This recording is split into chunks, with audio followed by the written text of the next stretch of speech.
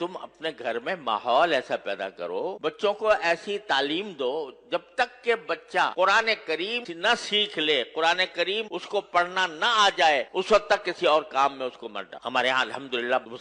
مسلمانوں کی تاریخ یہ ہے کہ سب سے پہلی تعلیم جو بچے کو دی جاتی تھی وہ قرآن کریم کی ہوتی، ناظرہ ہی صحیح، لیکن ناظرہ قرآن کریم بھی انسان کی زندگی میں انقلاب برپا کرتا ہے۔ اگر صحیح طریقے سے ناظرہ پڑھ لے نا بچہ تو اس کے دل میں ایمان کا بیج پڑ جاتا ہے، اور پھر آگے وہ ایمان کا بیج اس کو بہت سی برائیوں سے روکتا ہے۔ تو جب تک اس بات کا یقین نہ ہو جائے کہ میرا بچہ قرآن کریم پڑھنے کے قابل ہے، اس وقت تک اس کو آگے نہ بھیجو۔ اب ہمارے یہاں وزیر تک بن گئے ہیں لوگ، اور جب ان سے کہا گیا قل اللہ پڑھ لو تو قل اللہ پڑھنے نہیں آ رہا۔ تو وہ در حقیقت یہ اس لیے کہ ہم نے ہمارے ذہن سے دین کی تعلیم و تربیت کی اہمیت ہی ختم ہو گئی۔ ہمارے دل میں اس کی اہمیت ہی نہیں ہے کہ ہمارا بچہ جو ہے وہ دین کی معلومات، دین کا علم حاصل کرے۔ نہ صحیح، ٹھیک ہے، ہم نے یہ نہیں کہتے کہ آپ ہر ایک کو عالم دین بناؤ،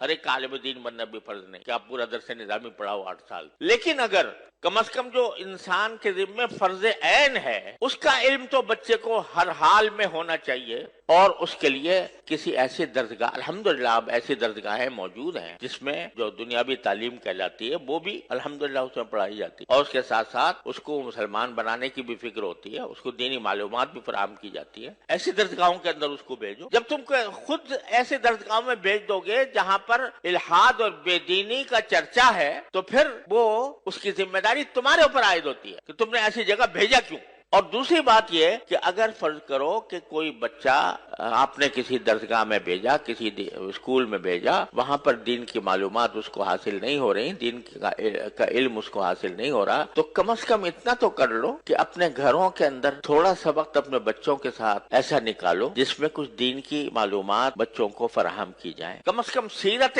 طیبہ، نبی کریم سرور عالم صلی اللہ علیہ وسلم کی سیرت طیبہ سب مل کر گھر والے بیٹھ کر تھوڑا سا وقت نکال کر اس میں پڑھیں۔ اس سیرت طیبہ میں نبی کریم صلی اللہ علیہ وسلم کے حالات زندگی بھی ہیں، اس میں نبی کریم صلی اللہ علیہ وسلم کے اخلاق بھی ہیں، آپ کی معاشرت بھی ہے، آپ کے سکھائے ہوئے آداب بھی ہیں، وہ سارے کے سارے اکٹھے بیٹھ کر پڑھیں۔ اس میں کیا مشکل کام ہے؟ رات کو تھوڑا سا وقت سونے سے پہلے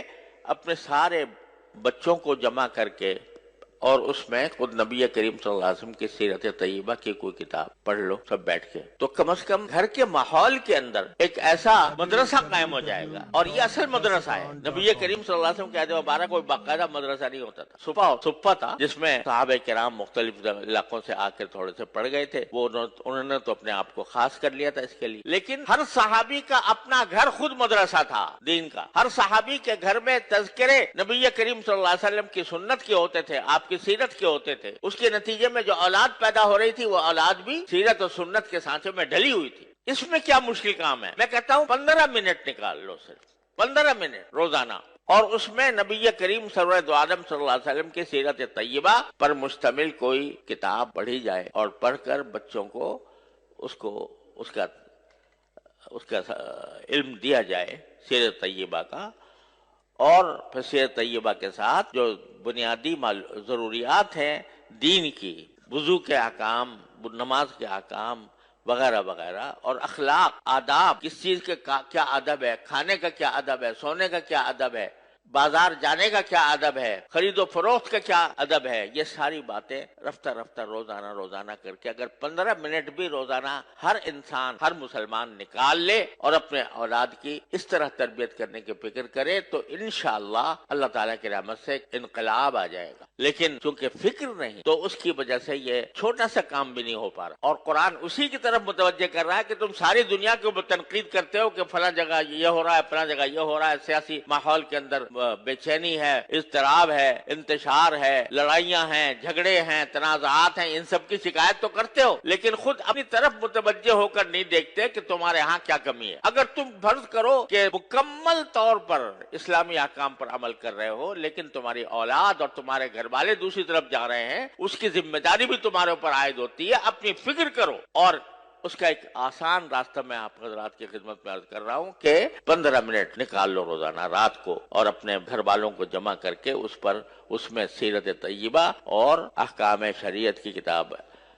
حضور حضرت حکیم محمد مولانا تھانوی رحمۃ اللہ علیہ کی حیات المسلمین ہے مثلا، وہ پڑھ کے، بہت آسان کتاب ہے، آسانی کے ساتھ پڑھی جا سکتی ہے، وہ پڑھ کے سب کے سامنے پڑھی جائے تو انشاءاللہ اس سے ایک